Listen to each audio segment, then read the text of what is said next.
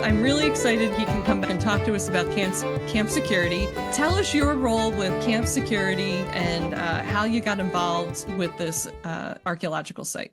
Currently, I'm a historical researcher for the Friends of Camp Security, which is a nonprofit group that started in the year 2000 to preserve and eventually interpret the site of a Revolutionary War prison camp here in York County, Pennsylvania.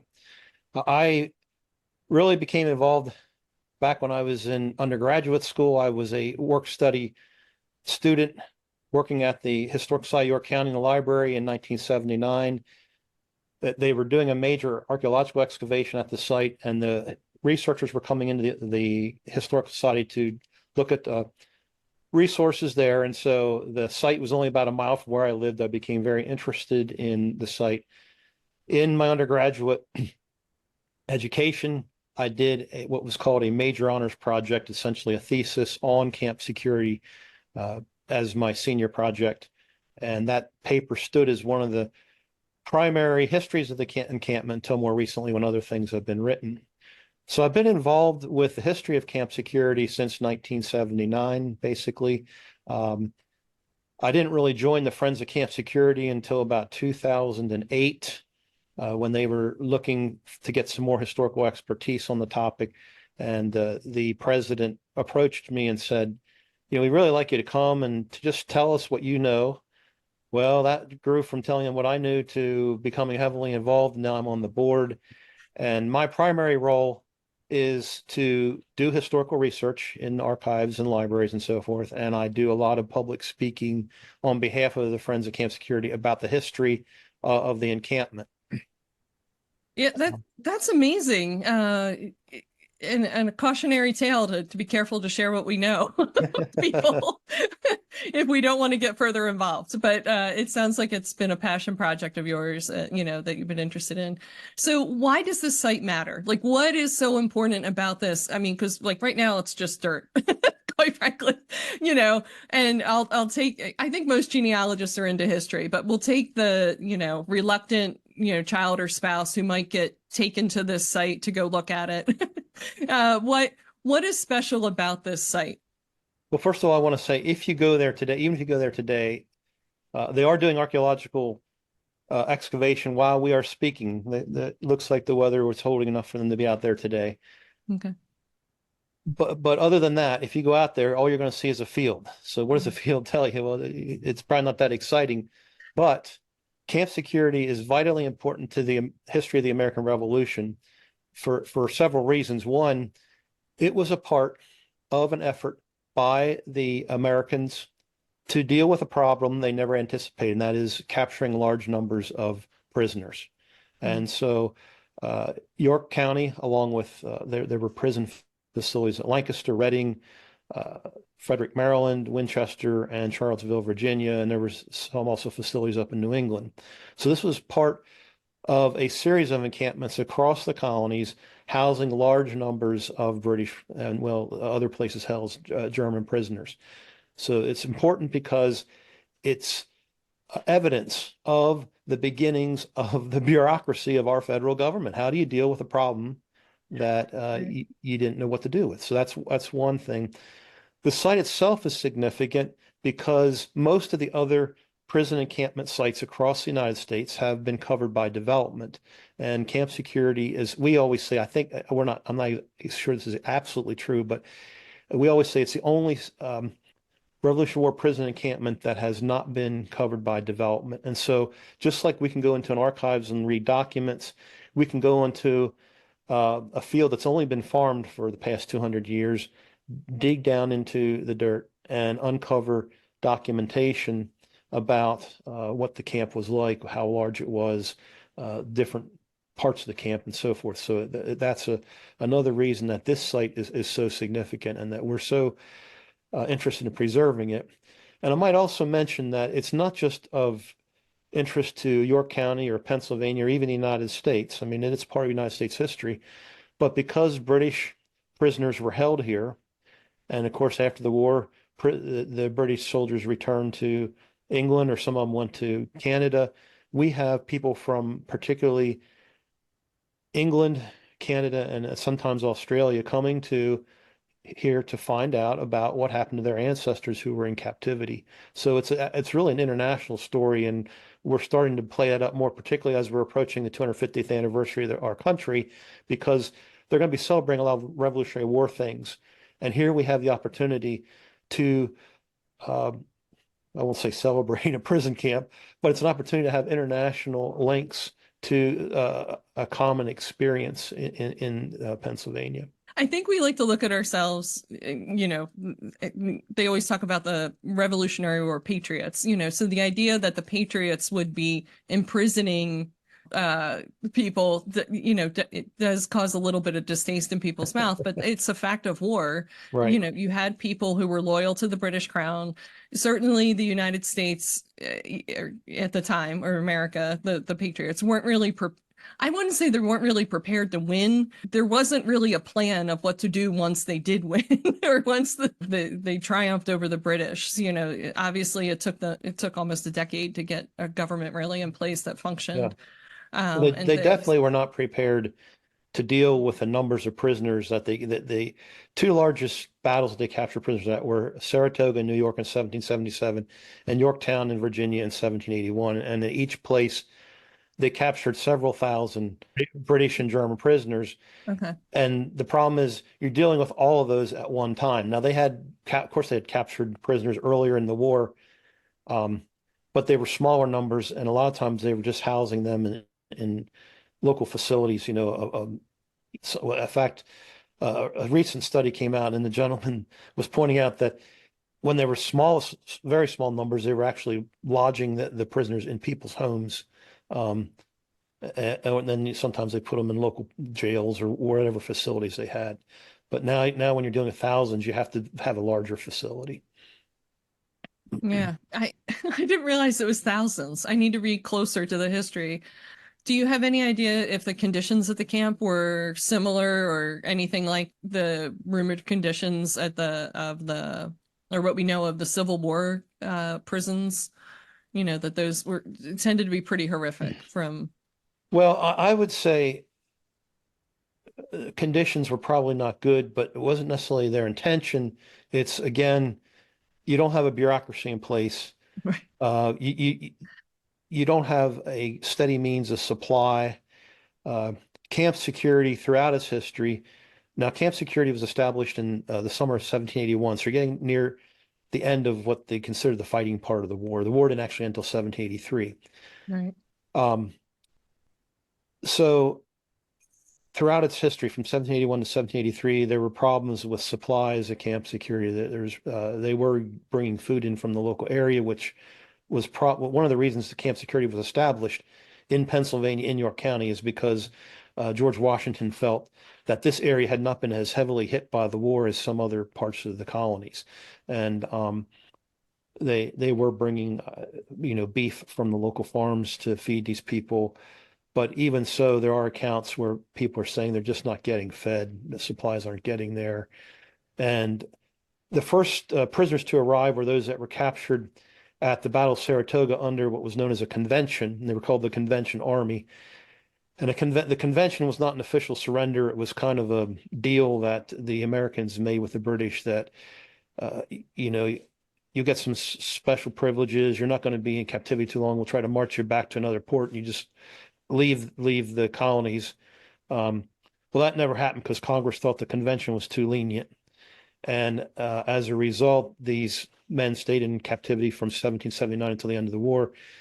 And part of the convention was the British were supposed to provide supplies for the prisoners that were in American captivity. Well, there were always problems with getting the supplies from the British lines to their prisoners. And one of my favorite stories about camp security is there was a shipment of supplies coming from I think it was from along the Delaware River somewhere. The British had unloaded supplies through Chester County to York County. Well, the sheriff of Chester County, Pennsylvania, he claims that these supplies were going to help the British, help the British side somehow. But actually, what he was doing is he was confiscating supplies and selling them on the black market. And they never made it to York County. And so there was a whole basically wagon train load of stuff that never made it to camp security, and that's just one supply problem that they faced. Yeah. Um, It's that sounds like wartime, all right. yeah, Somebody confiscates supplies and sells them on the black market. That sounds like every other wartime story. It's chaos. It's people doing what they want for themselves, right. not for, it's never a neat and orderly, two sides perfectly fighting. There's always like a third side, or maybe even a fourth, a third side trying to stay neutral and a fourth side trying to benefit from the whole thing, financially and everything. The history on your website notes that the first sort of archaeological work or exploration began in 1979. That's when it started. It's been a long time, right, that this has been poked at and prodded and explored and studied and everything. So what's going on that it's taking so long, I guess? Well, first of And this all, is a dangerous question, I understand. I know these things aren't simple. I think if this was a site where there was construction about to occur on the site, it would probably go faster because the builder would want to be able well, to. that's actually what stimulated both Oh, periods okay. of archaeological excavation. 1979, there was a concern about a development going in that area, Oh, and so that's when they did that dig in 79. But the land was in private hands until about 2000. I'm going to say 2010 was when we had the first deed. The final deeds weren't signed until 2013. So the one of the issues was the land was in private hands, and of course, a lot of the land, in fact, where we're working right now, was owned by a farmer who was farming the land, and you don't want to have people digging if you want to right, make a crop off of your land. So right. that was the first issue was it was in private hands, um, and then in 1999, a developer bought the land, and he was going to put a development on actually some of the areas where we're digging now.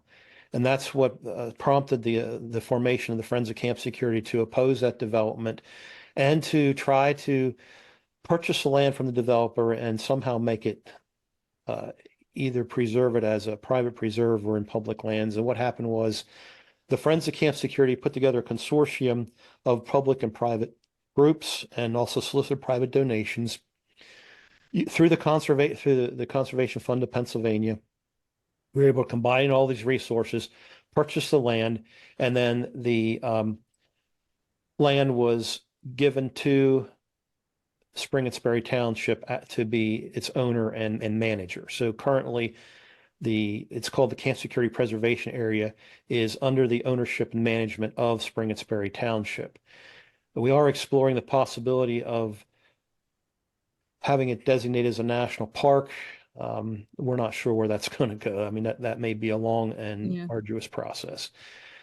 But currently, I feel that Spring and Sperry Township, they've been very good at working with us to allow archaeological investigation.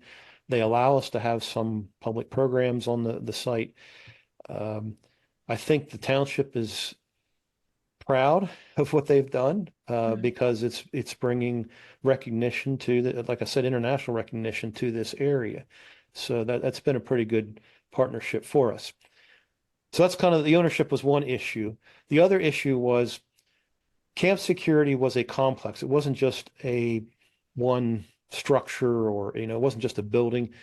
There was a stockaded area that had huts inside of it. And also there was a less well guarded village site outside the stockade. There might have been more than one stockade, according to some accounts. In 1979, we believe they uncovered the unguarded village, or at least some work areas associated with the village. But the location of the stockade has always been the holy grail of camp security's history. Where was this stockade located? Because the stockade was the primary feature of the encampment.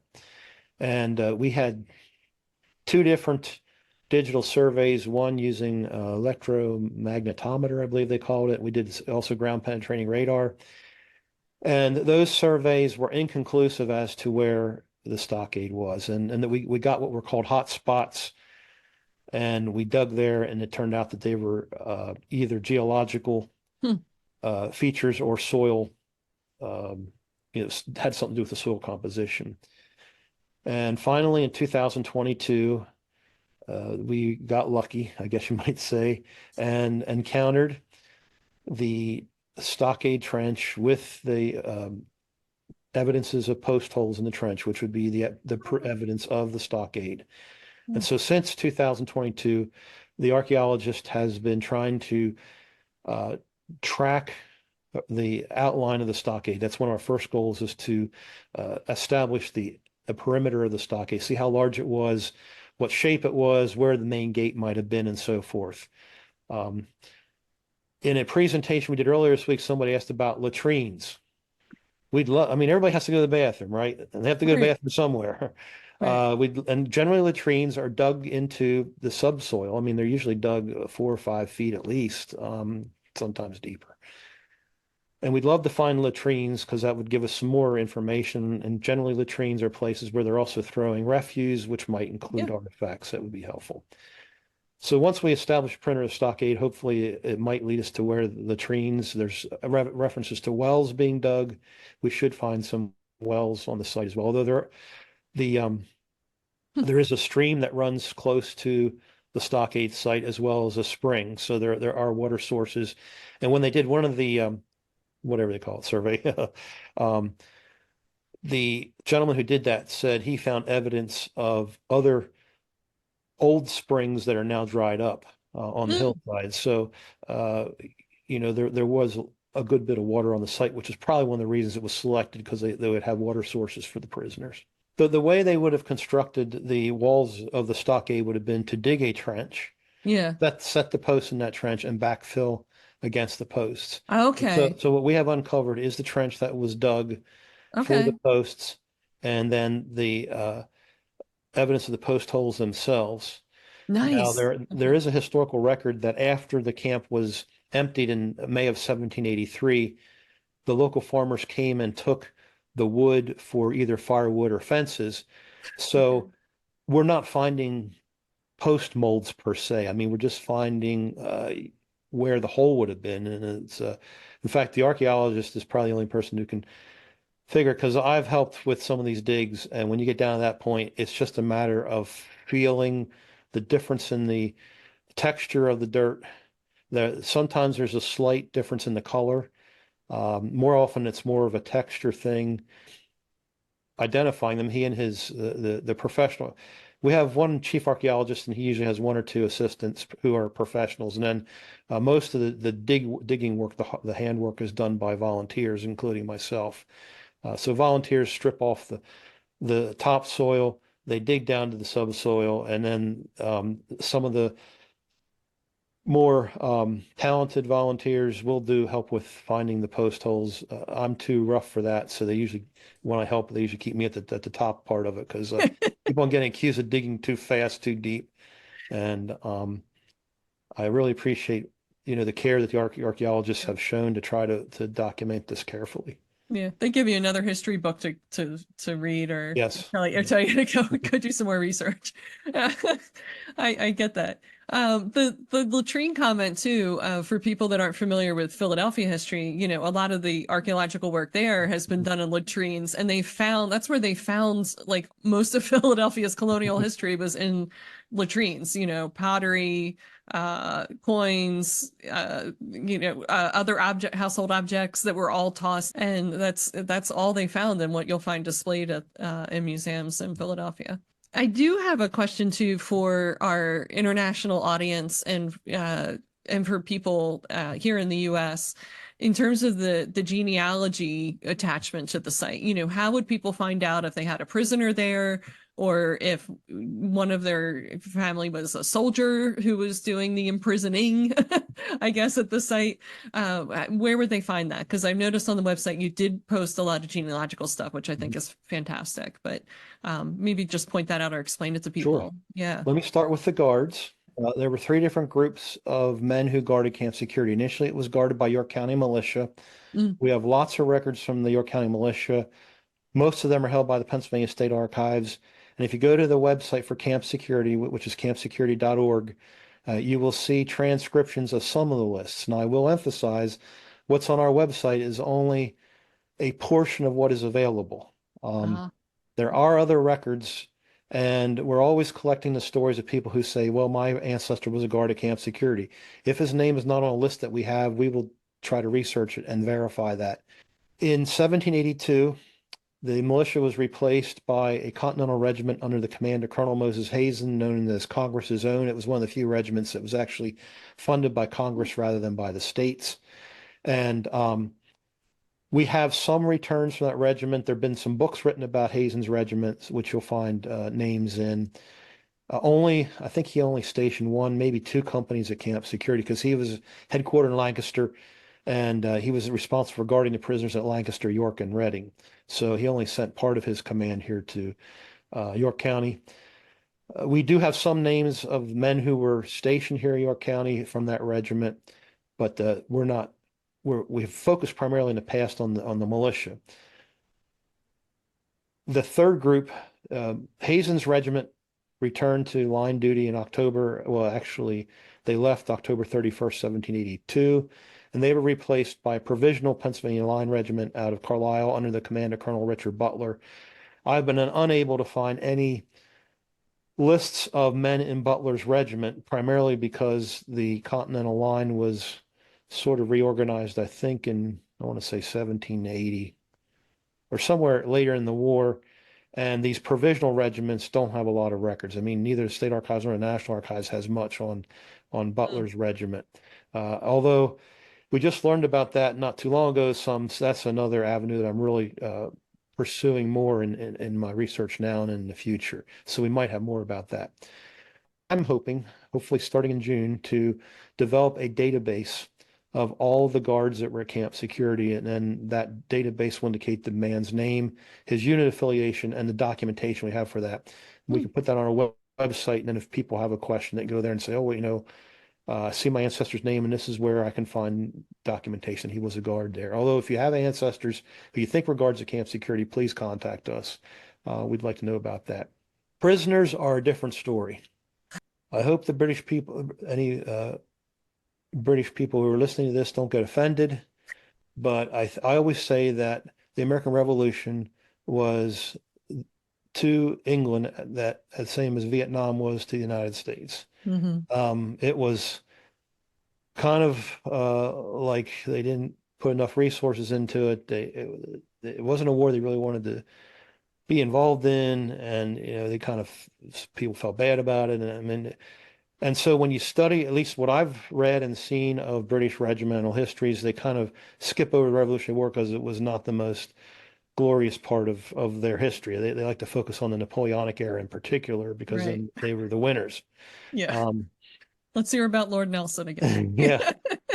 So I have found very few, and maybe I'm looking in the wrong place, but I've found very few actual muster rolls for British regiments for the period that they were at Camp Security. There are some lists where they'll returns where they'll list men who are still on active duty with the British Army, and they'll say how many were in captivity, but they don't give their names. We do have some clothing returns from British records that list names of individuals. I'm hoping again to develop a database of those. We do have some individual accounts of men who were at camps, of prisoners who were at Camp Security. On the good hand, the British tended to be more literate than the Americans, and so a number of them wrote accounts about their experiences, which has given us a good source of information. That and pension records at the National Archives for men who were guards at Camp Security. So if you have an ancestor who you think was a prisoner at Camp Security, you can contact us. We'll check the few lists that we have to see if his name shows up. But again, that doesn't mean he wasn't there. It just means we don't have his name on a list. And many men died there. So a lot of lists that we have, the clothing returns date from either 1782 or 1783, anywhere from 6 months to a year after the camp was established. And the prisoners who arrived there earlier on, many of them suffered illness and a number of them died.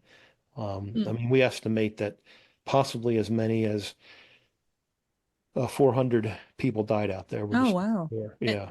Where are they buried? Like, That's a good question. oh, okay. That's another thing we're working on. Okay. One prisoner said that there was a cemetery of about a quarter an acre located about a quarter of a mile from the camp. Oh boy. We have Okay. been told by local people where they believe the cemetery is located. We think we know where it might have been. Unfortunately, the site of the cemetery is now underneath a development. And so unless people who are living there see ghosts, we're not prepared to go ask them to dig in their front or backyard to see if we can uncover bones. There's a lot of interest in camp security in that area. And I think some of them know that the camp in some way may have impacted their property. Yeah. Um, and there are ghost stories associated with camp security. In fact, if you pick up some of these more popular books on ghosts in Pennsylvania, depending on the book, you will find a ghost story about camp security in there. So, Oh, that's excellent. We all love a good ghost story for sure. My last question to you involves this, America's 250th and, all the excitement around the revolution and people wanting to visit and reconnect with these Revolutionary War roots and hopefully even our British friends. If somebody just drop by the site and walk around and look and take pictures or, what are the rules and how would you visit, and get further involved if you wanted to get further involved with the organization? well, let me take that question first. To get further Yeah, involved, yeah. just go to our website campsecurity.org. Right now, the best way to get involved is to contribute money. Um, it's an all volunteer organization, Yeah. and everything. I mean, all these archaeological excavations cost money. We've raised funds, we've gotten grants, but there is no office, there is no building that's the Friends of Camp Security. It's just a couple of us who work towards this end.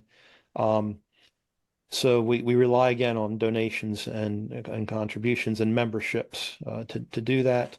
Mhm. We do use volunteers in archaeological digs every year, and they can register on the website for that.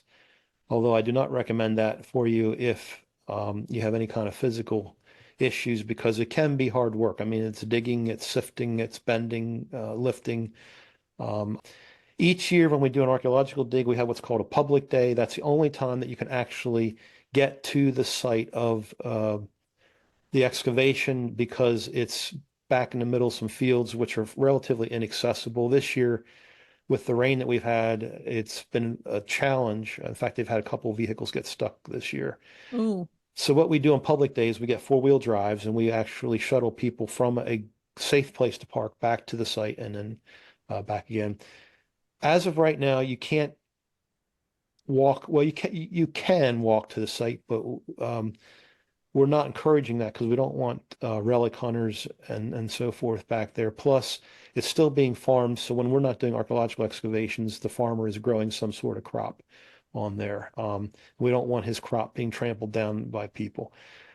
However, you can see the part of the site from the road along the eastern side of the preservation area called Locust Grove Road.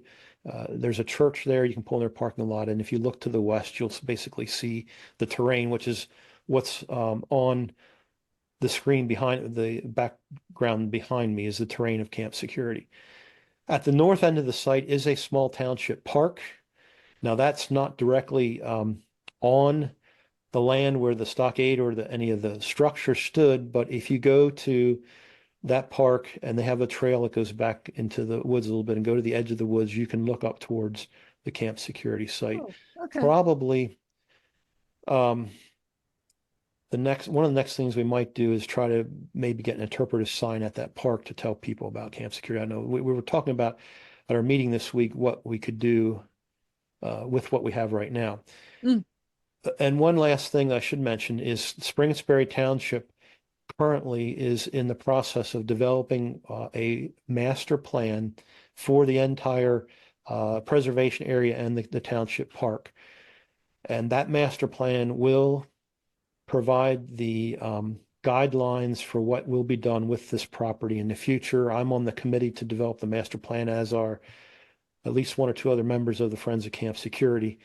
And what we are thinking right now, and this is just pure speculation, but we are thinking right now is probably sometime in the future, especially as archaeology uncovers more of the site, that we will have walking trails up to the site and possibly some small signage. That'll probably be the extent of. We're not going to try to reconstruct the site. We're not going to try to commercialize it. We basically want to keep it as low maintenance as possible for the township, and we don't want to put anything up there that would misrepresent. We don't know what the camp looked like. We don't know what the structures looked like. We don't want to put something up there that's not historically accurate. Plus, we don't want the township to have to maintain wooden buildings, which are going to be subject to deterioration, termites over time. So we're just thinking walking trails and a little bit of signage probably for the future. We also, you mentioned the 250th anniversary. We're looking at the possibility of having some sort of celebration or recognition, probably at the small township park. We have interest from a British reenactment group. We also have a local middle school that has a colonial fife and drum corps that has offered to participate in an event that we asked them to attend. Oh, fun. We're aware of some militia reenactors who might be interested in participating. So we have groups that could come. We could have a nice little event where that may be something that we're going to try to plan for the 250th.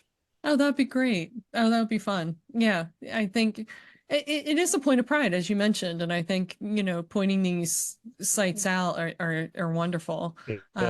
Yeah, I grew up in Montgomery County, where George Washington slept a lot of places, and was driven around by the British, driven out of places by the British, and I just thought that was normal, and then you talk to people that live in the rest of the country, and it's like not normal to live amongst history. So I think anytime you can celebrate it and invite people to get a peek at it, I think it's always great. It's always great. Well, Jonathan, was there anything else that you wanted to share about camp security before we sign off for this episode? This is a good example of something that's important to our history, but is so little well known. And I think as historians and genealogists, we need to keep that in mind, that there's a lot of things like this that we really need to make people aware of. And it's not, I always like, other people stress various aspects of the history of the camp. I always like to stress the aspect of this is where our federal government began. I mean, when we're talking about bureaucracy today, it started back here. How do you deal with these types of issues? Right. And of course, the big growth of bureaucracy occurred during the Civil War, but it had its roots back during the Revolutionary War, when they're trying to figure all these things out, how a fledgling government is going to put together something that's going to manage a country going forward. So, right.